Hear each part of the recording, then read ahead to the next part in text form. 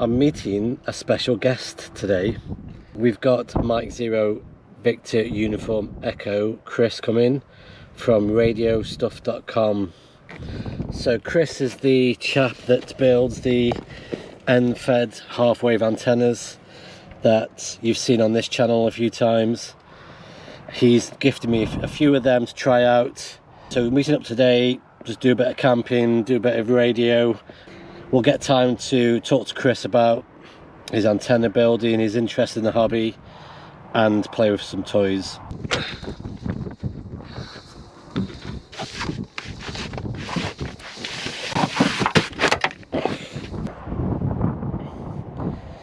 Got some work yet to do. I'm going to peg these guys out a bit more. I'll peg these two out. I've put this on here for now, but I'm going to tighten this up when I move the Land Rover from the other side.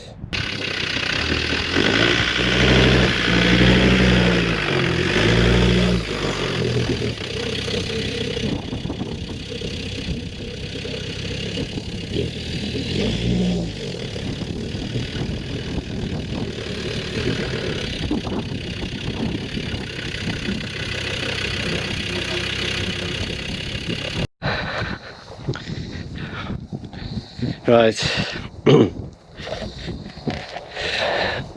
I could have done really being a bit closer, and secondly I could have done with putting the other side on this side rather than having the doors and the flap here, but lessons learned. Chris is alright. It's almost matching colours as well. Oh yeah. Oh yeah, that was not intentional. Oh, was it not? I'm quite impressed with that tent. It only took a couple of minutes to put up. Yeah. And the line is easy. It just pins up, right? Yeah. So, but I won't leave it this weather. So, put the so would you use that with the coil then? No, I don't use the coil. So I use the antenna as a random antenna, a random length. Okay. So mil whip, one of these, bunch of radials. That's it. Okay, and then tune. And then just tune it using the ACU. Okay. Efficiency? Probably not that much. Okay, right. Yeah, it depends, doesn't it? If you've got an inefficient coil, it's probably more. 100% of what gets in gets out. Right. Well, if you've got enough radials. But okay. You know, I've got 12 radials, I think, 12, 16, okay, something like that, so it won't be too bad. Yeah, yeah. And then you bought some other bits and bobs as well, which you've got a bag of goodies there we'll go through later. Bag of goodies in the front, different batteries, radios, that kind of stuff. Yeah. Odds and sods for people, just for sizes of transformers. Yeah, I'm going to be. This is going to be fun later. That bigger transformers. That's a QRP one, obviously. Yeah, obviously QRP. Yeah, I wouldn't run more than 10 watts into that. Yeah. What we got in here? A T50. Yeah, I love that. I've got one. Yes. Yeah, much smaller, and in the bag here, which is our giveaway, that's a T82A. We're just going to get radio set up. You don't need to have some food down here. I'm going to just get my bedroom set up. And then yeah, we'll get some radios on the go in a bit, and I think we'll get the kettle on, pillows. Yeah, yeah, the comforts. Right, okay, see you in a minute. See, it was going to be cool actually. So like I said, really doesn't work particularly well, but it has worked. Yeah, well, there's tunes it in, though, isn't yeah. Then, yeah, so that's tuned on 14180. So do you become the other part of the antenna in this case? I think you are effectively the ground plane, yeah. Me. So I know I see some guys that run like called a rat's tail, is it? Yeah, just off of there. Yeah, yeah. But I can't hear the 2E0, which is fine. I don't know what the other.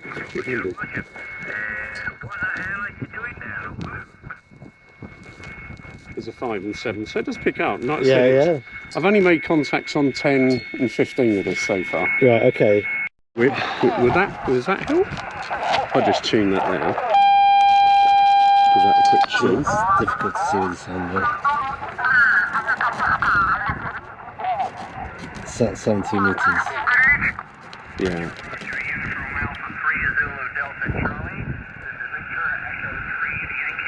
Canadians. Another hole. Put your antenna wire through it. Yeah, yeah.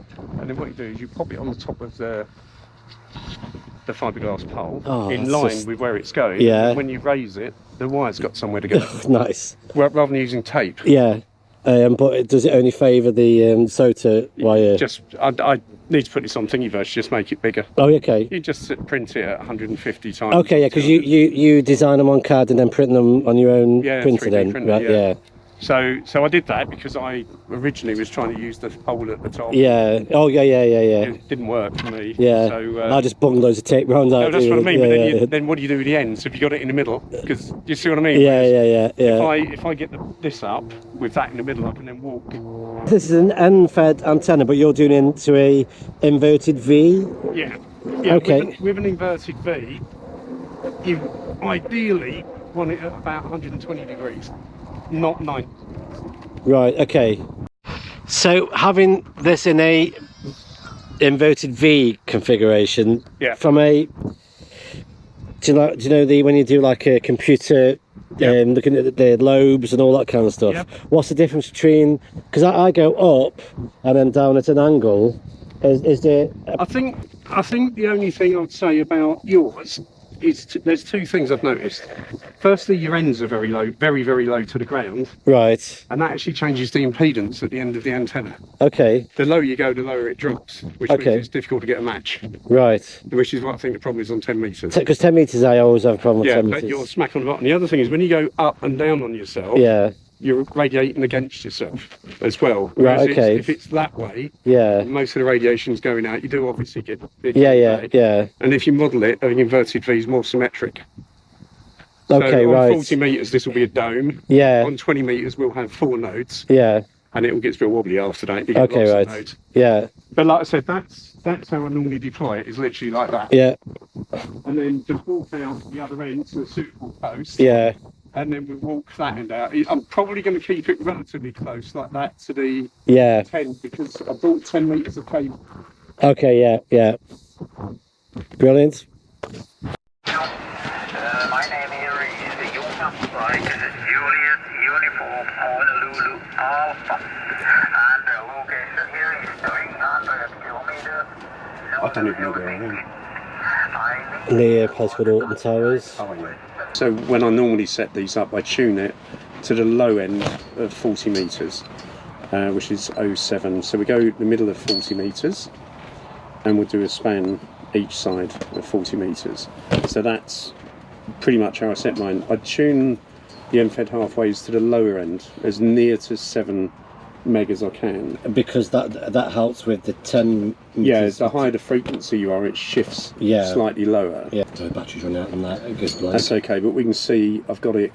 That was really bang on. 1.37 at 7. Yeah. So every antenna that I build and send out, I send, as you know, yeah. I send out with normally about 1 metre too long. Yes. So it's easier to remove than not. And then if we then go up the harmonics, the 40 metre version is harmonic on 7 metre, 14, 21 megahertz, about 28 megahertz. Yeah, so 40 metre, 20 metre, 15, 10 metre band. Yeah.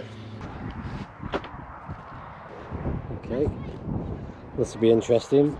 So we're just playing about with the antennas at the moment. So Chris, you're currently using the whip? Yes, the green whip. Green whip, and you're on 15 metres? Yes. And on the receive, there's hardly any difference? With if I go back to this DX station, picking up some noise, is it? Yeah, there's definitely some noise coming around. The vertical is always going to pick up a little bit more noise, and that's the end fed. But I need to turn off. Right. So end fed ATU off. 5.6, 5.7? 5.6, 5.7, yeah. And then the vertical. 5.5. Yeah. Put the ATU in now, so that's where it was tuned. So really on the receive, there's not a lot in it. Not a difference, but on transmit though, would you say much more lossy on the whip? It should be. It's pretty clear. It's good audio on it. Tiny, and then there's the tide. That's the mic. Tiny little thing. Yeah. Nice clean screen. 20 watts though as well. Yeah, that one's 20 watts. like I said, that's everything in a box. Yeah. 10 watts, no ATU, 20 watts.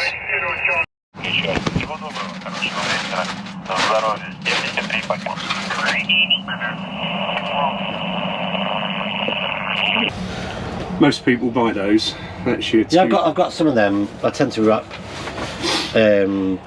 like the power supply. I tend to wrap that around it a few times. Yeah. So normally type 31, type 43. 43 works for the antennas, and then that's the original. I think I've posted you one of these. Yeah, I got one of these. Yeah, I played with these once.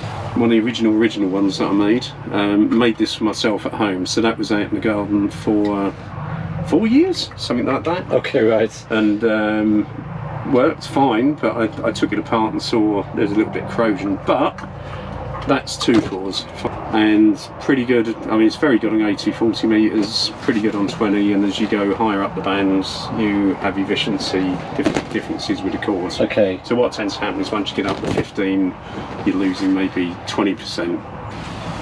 Scottish chap, can't remember his call sign and he did exactly what I had done as well, which was quite interesting, which is to use one of the, the newer cores, or to the ham market cores, which are a very good mid-sized core, and found out that the windings needed to be different. And of course, the only way you do that is you're building antenna, you put it up, you try it, you test it. Yeah. Kind of interesting as a mid-size is I kept getting requests for SO239s. Okay, right. So I built that board. Sold a few of those. A slightly different design from the ones that you use. It was actually quite interesting. When I built it, I realised because I put the ground tracks in and things like that, if you put a resistor across, it makes an ideal kite antenna. Okay, I didn't think about that until the lad walked up to me and said, "I've got an antenna I can use as a kite." And I went, "Well, I guess if I put a resistor between there to ground and you earth it out correctly, it works." And he's done it. It works perfectly well. Okay. Got a guy who's got the 240-43 portable. Right. In Sweden, who uses a drone to lift the antenna. Oh, ace. Okay, yeah. So he runs 80 metre vertical with it. That works. I've got the drone. You've got the drone. Yeah, that works very well. But because they're all light, you can actually do it with the drone. So we did that one, and that's kind of a 100-watt baby, which is the same as the one outside. Yeah. And then we also have, again, it was learning my lessons from that one. Yeah. Which is to offer a choice of cores. So slightly changed and redesigned PCB with a few more holes in it. Okay. And that is a 82A, I think. Right, okay. 82-43A. Okay. A little bit bigger than that. I'm going to try and sound excited about that. Yeah, I know. It's amazing. So you've got some to give away? I have. I'm going to give to your viewers 5 of these away with this core. 43 core for you to make. Lots of these get exported and sold now. Right. Yeah, and it's good. They are good little kits to make. Yeah. It's one of these things where you can make something. Yeah. If that makes sense. And once you've made it and use it in the field, it's great. You've actually done it. So. Right. Well, this will be interesting.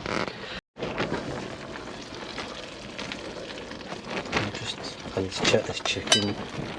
When the chicken starts to just completely fall apart, then it's cooked. Oh, we're getting close. Yeah, we're done there. That's pretty good to get towards the axis, but I'm satisfied with the good opening to the Western Europe. Take care. Bye-bye, Chris, and 73. Yeah, excellent. And I'm running 10 watts, by the way. So see you later. Bye-bye. Should be quite interesting on the band. Yeah, Mike 0 Sierra Zulu Tango. Yeah, Roger. Yeah, thank you very much. You are 5'9". The name he was called Charlie Alpha Romeo Lima QSL. That's belting that. I have to work out why you've struggled with them. That's the thing. I don't know. It's because I'm the amateur.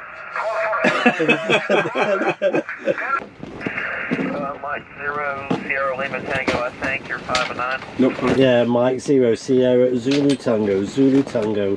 You are 5'9". The name here is Carl. Charlie Alpha Romeo Lima QSL. Roger that, Carl. Very good. Well, it's all happening there. Mike 0 Victor Uniform Echo. Great combination though, I must admit that with the Zeiku X6100 and the antenna from radiostuff.com and the HLA amp is doing wonders on 20 meters. We're getting numerous contacts in the log. I need to, my job here is to tidy up, clean up the kitchen, and then yeah, I'll play a bit more radio, and then I think we're done for the day. So thank you for watching. I hope you've enjoyed the video, and I'll see you on the next outing. So bye bye for now.